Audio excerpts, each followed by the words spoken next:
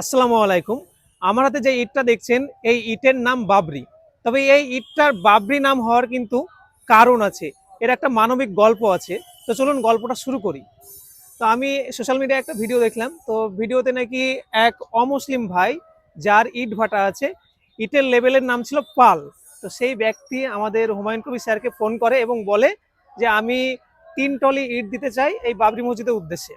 তো তখন হুমায়ুন কবির স্যার বলে যে আপনার ইটের যে লেভেল সেটা কি আছে। তো সে বলে পাল লেখা আছে। তো তখন কিন্তু হুমায়ুন কবির স্যার বলে আমরা এই ইটটা নিতে পারবো না।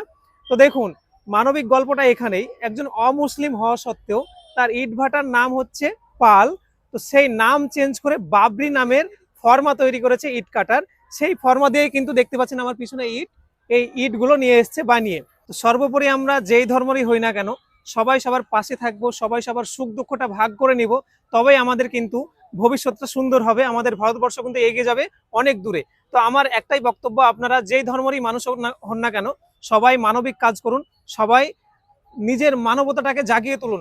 তবেই কিন্তু আমাদের পৃথিবীটা সুন্দর হবে, আমাদের ভারতবর্ষ সুন্দর হবে। তো সবাই ভিডিওটা শেয়ার করে দিয়ে বেশি বেশি সবাইকে দেখার সুযোগ করুন এবং মানবিক যে মনের মধ্যে যে মানবতা আছে সেটা জাগিয়ে তুলুন।